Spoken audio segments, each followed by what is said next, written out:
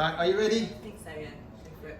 Go! Okay, so imagine you are kissing the person of your dreams. It's amazing. It feels like you're the only two people in the world. In fact, together, it feels like you are the world. You're actually transmitting upwards of 80 million germs to each other when you're engaged in intimate romantic kissing. Even an innocent peck on the cheek can transmit upwards of 1,000 different germs to the recipient. And these include everything from the common cold right up to meningitis, the things that give us tooth decay, and COVID, obviously, and hepatitis B as well. So that's nice. But we haven't. So where did it all start? We haven't always kissed. But the earliest recorded kiss, if you like, is from 3,500 BC. It's in a Sanskrit thing called the Vedas, and also, yeah, so that moved quickly. The Egyptians seem to know what scientists know now, which is that kissing is actually addictive. It's all the same triggers as cocaine and heroin, and apparently we can't get enough of it. They had it all over everything, all their art, everything. So then we fast forward to Alexander the Great. So now we're about 330 BC, so kissing started in India, as we've just heard, and he and his armies were responsible for spreading it all across Europe, no doubt with the germs as well. And then we're going to fast forward again. By the time we get to the medieval period, kissing is huge. Everyone loves it. It's all over everything. It's all over art. It's all over poetry. Very funny thing in Chaucer about a kiss through a window. I won't go into that right now.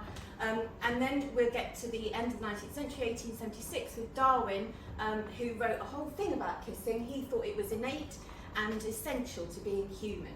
But he did sometimes suffer for his kisses. He tried to kiss a beetle once because he had his hands full of other beetles and it bit him because it was a bloodsucker. But we're not the only animals that kiss. Chimpanzees do it, bonobos really go for it, as you can see. Other animals seem to lick each other's faces as well, which is a bonding ritual. These are Valentine's cards from about 100 years ago. Couldn't really resist putting them in because they're absolutely vile. As you can see, apart from that one, which I just couldn't not put in, everything romance seems to start from the mouth. Culturally, we're obsessed with kissing. It's all over art, it's all over music. We write songs about it. It's in sitcoms, it's in music videos. My favourite sculpture, Rodin's Kiss. So it's a massive part of our culture. And that's the first screen kiss. Yes, so it was a matter of time before it went onto the screen. That's the first screen kiss, which happened in Edison's studio in 1876, I think, something like that. Edison of Let's Pretend We Invented the Light Bulb fame. It's called the May-Irwin kiss. It was considered far too scandalous to actually show, even though it was fine when it was on stage. Since then, it's obviously been, it's a massive thing in film, and the tension in a film is often predicated on the moment that a couple may or may not kiss. It could have negative connotations with Alcina and the Kiss of Death. This was the first gay kiss that was ever on screen in a 1927 silent film called Wings.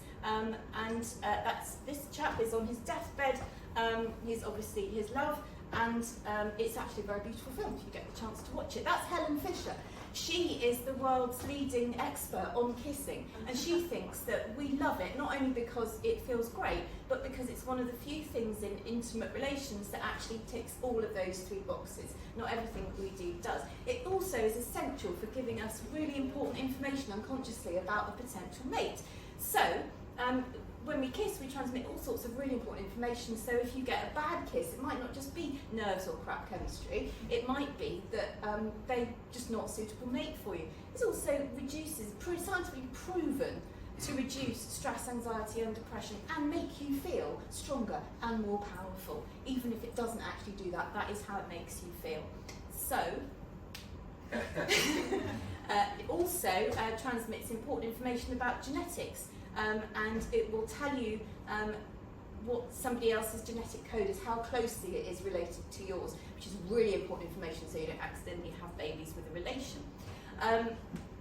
And I've put that in at the end because it's one of my favourite films, Casablanca, Ingrid Bergman saying, "Kiss me as if it were the last time," one of the most iconic screen kisses ever. So in summary, cue cards were extremely helpful, as you can see.